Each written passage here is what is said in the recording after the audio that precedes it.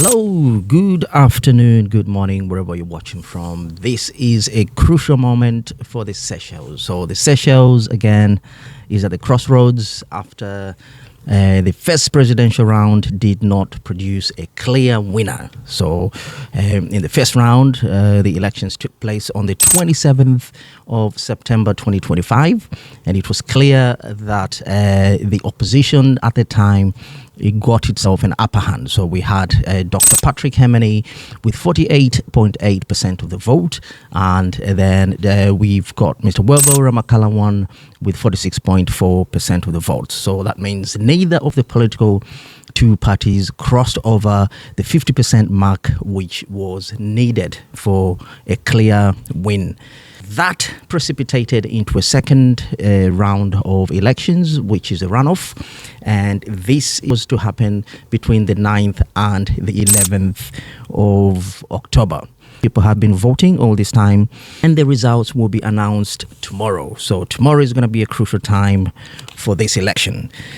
So the main purpose of this video, basically, it's a very quick video. It's to I've been looking at the closing remarks for President Ramkalawan, and I've also compared that of Dr. Patrick Herminie. And it's very clear that what these two people are actually offering are completely two different sets of their manifestos. So behind this deeper context lies deeper questions. So will the nation choose continuity or return to change? So this is what this video is about.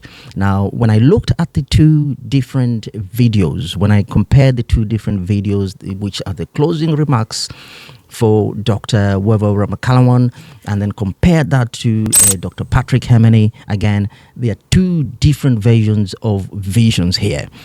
Now, what I want to say is I want to put up a disclaimer on this video, because at the end of the day, I was listening to these videos in Creole, and I'm not a Seychellois myself, and I'm Zambian. That's what I am. So bear in mind that there would be some clear limitations on the interpretation that I had on those two videos. Now, it's very clear. I mean, Seychelles is a very beautiful country, about 120,000 people in population. However, when it comes to politics, oh my God, you wouldn't think that there are only 120,000 people in the country, because there are elections in the Seychelles, listening to the campaign. Honestly, it can be very contagious, and people stick to what they stick to, and it can be very scary, just like any other way in terms of politics. Now, because of time constraints, I will compare these two videos based on 5 topics, and these are only based on the two closing remarks or the closing videos at the end of the campaign for Mr. Ramkalawan and Dr. Patrick Herminie himself. So the first policy area that I'm going to look at is the governance and cohabitation. The second one is economy and taxes. The third one is the civil service and labor. Fourth, drugs and social policy. Fifth one, we're going to look at the environmental factors. And the last one is the final political narrative. And then we're going to look at which path offers a more distinctive or a more attractive next 5 years. So we're going to start with the governance and cohabitation. So the United Seychelles party got 48.8%, so they are currently in the lead. And then Mr. Ramkalawan, who is the incumbent president, got 46.4%. So now when we look at the parliamentary seats as well, as it stands from the first round, obviously we've got the United Seychelles party, who is currently holding the upper hand of the seat. So we've got the United Seychelles party currently with 19 seats, and then the LDS, which is the party of the incumbent president, has only got 15 seats. So as we all know, in the Seychelles, we've got 26 districts. However, the seats in the National Assembly are based on 35. So we've got 9 extra seats, and these 9 extra seats are what they call as the proportional seats. So these 9 seats are not linked to any geographical district. These are seats that are shared between the two main political parties based on how many votes they got. Now, let's have a scenario here. So if Mr. Patrick Herminie had to win this election. So that means he will have the control of the executive wing as well as have control of the National Assembly. So it's going to be easier for him to pass laws. It's going to be easier for him to do whatever he wants and to fulfill his manifesto. However, on the other hand, if Mr. Ramkalawan happens to win this election in the second round of in 2025, Ramkalawan is going to have the executive wing. However, he's not going to have control of the National Assembly. So this is where that term cohabitation comes in. Now, if I'm not wrong, the Seychelles went through the same sort of thing with Danny Fall between 2016 and 2020, because when Danny Fall was the president under the United Seychelles party, he had control of the executive wing. However, at the time, Mr. Danny Fall did not have control of the National Assembly. The National Assembly was being controlled by the LDS. And it reached a point where there was a lot of pressure. He couldn't pass any laws. Appointments were being delayed. And things were very slow, and the government was slow, and it wasn't good for the country. There was slow progress. It's like having a president basically with no teeth. And at that point, Mr. Danny Fall was almost forced to resign his presidency. And this is how bad it is. So in this election, this is exactly the same scenario that has turned out in 2025. So in 2025, if Mr. Patrick Herminie happens to win this election, things are going to be easy. So he's going to have control of the executive wing and the National Assembly. So it's going to be easy for Mr. Patrick Herminie to pass these laws and do whatever he wants, which is going to be good for the country, to be good for development.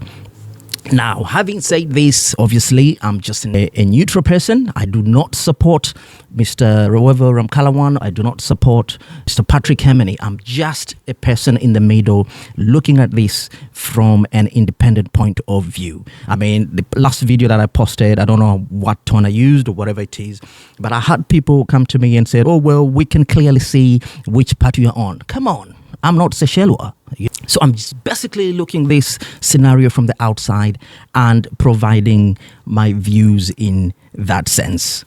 So that's the first one, governance and cohabitation. So it's up to the Seychellois people. Do they want to go back to how it was in 2016 or 2020, where things are going to be slow, it's going to be hard to pass laws? So looking at the second policy matter, so we're going to look at the public service delivery between the two parties again. So we've got the LDS for Mr. Ramkalawan, the incumbent, and then the United Seychelles party. So it's very clear from the final remark of the video, which I will post as well later on, is that Mr. Ramkalawan seems to support the digitized case tracking, which will be tied to the State House. So that means he's embracing technology, he's embracing the use of AI, and he's reckoning that everything is going to be quicker. So even if there are those late appointments or blockades or blockages that will take place as a result of having a lesser majority in the National Assembly, having a digitized platform perhaps will help to make it quicker, to have faster appointments. On the other hand, the US party, when it comes to public service delivery, they seem to also advocate for efficiency. They're advocating for transparency, integrity, and modern technology. However, the only problem here is whether you digitize this process. I mean, if appointments are slow coming from the National Assembly, nothing much is going to change. Whether you digitize those processes or not, it's going to still be very difficult to make those appointments and to make sure that those appointments, whatever they are, and to ratify law in Parliament or in the National Assembly will still remain a great challenge here. So the third policy or aspect, I wouldn't really call it policy, but the third aspect in comparison of these particular two videos, I was looking at the accountability. So Mr. Ramkalawan seems to emphasize a lot more on saying that the buck stops with him. So if there's any issues, whatever it is, he's the president, the buck stops at him, and he's ready and willing to apologize for whatever mistakes anyone makes, not just himself. If his juniors make mistakes, if his ministers, if he clerks, whoever it is that is junior or under him, he's literally said he's willing to make amends and to apologize publicly without shame. On the other hand, the United Seychelles are saying, no. It's because you are incompetent, Mr. Ramkalawan. That's the reason why. So Dr. Patrick Herminie seems to frame Ramkalawan's apologies or stance of apologies as proof of poor performance, so he's basically asking the voters, which one is better? Do you still want to continue with the same apologies over the next 5 years, or do you want to have a better 5 years? So this is politics, folks. This is what it is. This is getting so interesting. So the fourth policy, or the fourth aspect that I'm going to look at here, is what is known as the civil service pay. Now, the Seychelles is one of the richest countries in Africa, and it pays its civil service really, really well. So the civil service has got what is called as the 13th month pay strategy. So what that means is that after the end of your 12 months, there is an invisible month, which is the 13th month. So what happens is, Mr. Ramkalawan is saying that you will get paid 50% of your salary. And I'll give you a very quick example there. So if you get paid, say, 20,000 rupees, okay, in a year. So if you think of it, at the end of the year, at the end of the 12 months, automatically you will get half of that amount, which is automatically paid to you. It's mandatory. You get paid 10,000 rupees, which goes into your pocket. And that's not all. Depending on your performance, depending on how your appraisal is, you could get another 50%. So you're likely to get your full salary at the end of the year. So first 50% is automatic, and the second 50% is based on your performance. It's a performance-related pay. And on the other hand, the United Seychelles, there is no specific comments on the 13th month.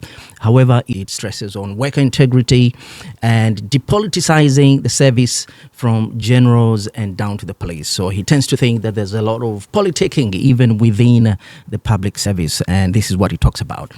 But the other thing again, looking from the outside, I would say, yes, that sounds really good.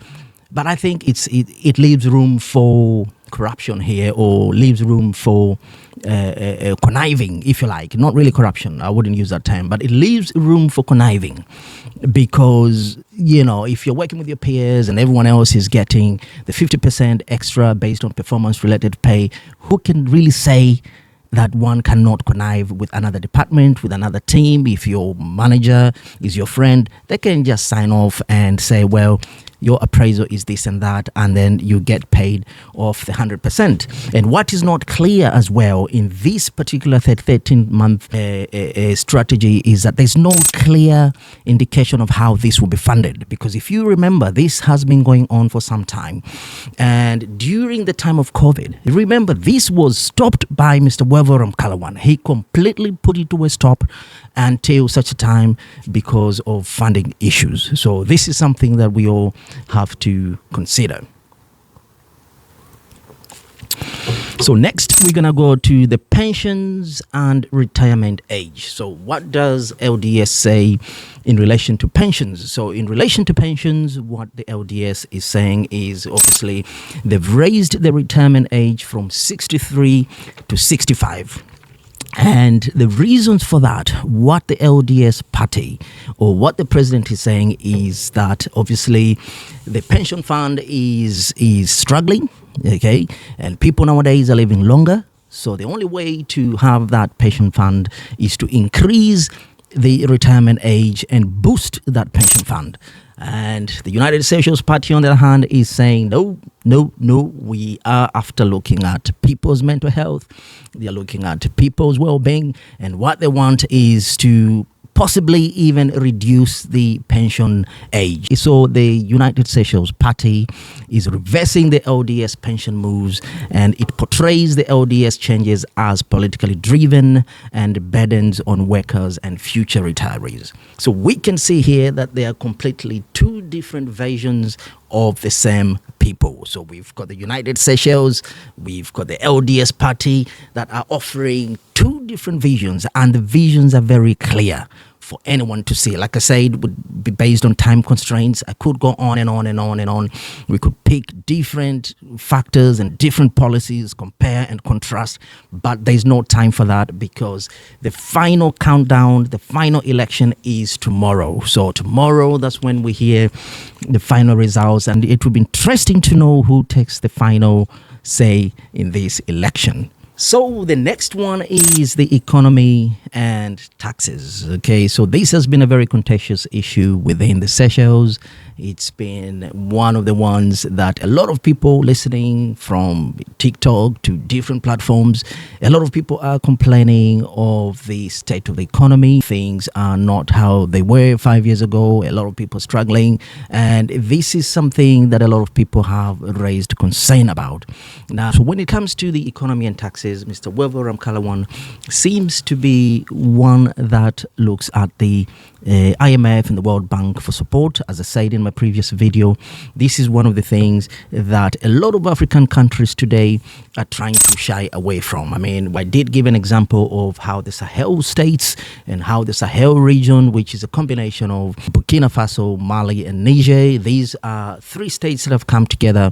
They've come out of the ECOWAS and formed the Sahel states. And so what they've done is they've kicked out the French, as we all know that, and then they've combined their forces together. In fact, even recently, 3 months ago, they've come up with an investment bank. And what that means is that if one of the three member states wishes to borrow money for whatever reasons, wishes to build clinics, to build roads, and to do whatever they want to do, it means they have to borrow this money from the investment bank. There's no need to go to the IMF. There's no need to go to the World Bank. There's no need to look at the United States or to look at the external forces. And so Dr. Patrick Herminie is, well, against the IMF and the World Bank and borrowing from outside or looking from the outside. However, even if he gets into State House, this is not going to stop him to manage those financial instruments because they are already there. So he will still have to have that tarnish of the IMF, the tarnish of the World Bank, because there's no running away from it. As we all know, once you get these loans seem perpetual, they can seem infinite, you can seem like you're paying them for a lifetime. And that's why it's very important for these African nations that continue getting these loans to be very prudent and make sure that you exhaust all avenues on the ground before running for any of these financial instruments externally. So on drugs. This is one of the issues in the Seychelles that doesn't appear to go away. So this is not just a political issue. This is a social issue. This is an issue that has affected families. We've had people, obviously, that have perished because of drugs. Lives have been destroyed because of this pandemic. It is a pandemic that I think both parties are treating it with the seriousness that it deserves. Okay, so there's no question about that. So Mr. Ramkalawan continues with his zero tolerance policy on drugs. So what he's saying is he will obviously reform the Misuse of Drugs Act, and he's going to expand the rehab centers, and the post-treatment reform needs to be done. So he emphasizes a lot on the fact that the methadone program needs to be retained. This is one of the ones that it's not encouraging the people to do drugs, but it's there for those that are already addicted to the drugs, and it's a good thing. We look at the United Seychelles party. There's a lot of blame as well going towards the LDS, condemning them on how they dealt with some of these issues to do with drugs. However, listening to the video of what the United Seychelles party says, there's very little or no detail to do with the methadone program. So like I said, my analysis, my understanding of these things could be limited because of the language barrier, but if I'm getting things wrong, you'll just have to bear with me. So the last thing that we're going to have to look at here, having listened to both videos, not just the two final remarks, but even during the campaign from the 27th of September when the first round of the election started, and now we are in the second round of the elections, which are taking place from the 9th to the 11th, and we've got the results tomorrow. There are two distinct paths that people have to consider. So the first one from LDS is what he's simply saying in summary is that we've learned, we are fixing, Keep us for another 5 years to finish the job. This is Mr. Ramkalawan's plea. He's asking the people, listen to me, right? He's asking the people, keep us another 5 more years to make things right. On the other hand, we've got the United Seychelles party that is saying, you've had your chance. They've had their chance and they've failed. So choose real change with the United Seychelles party to unify and deliver.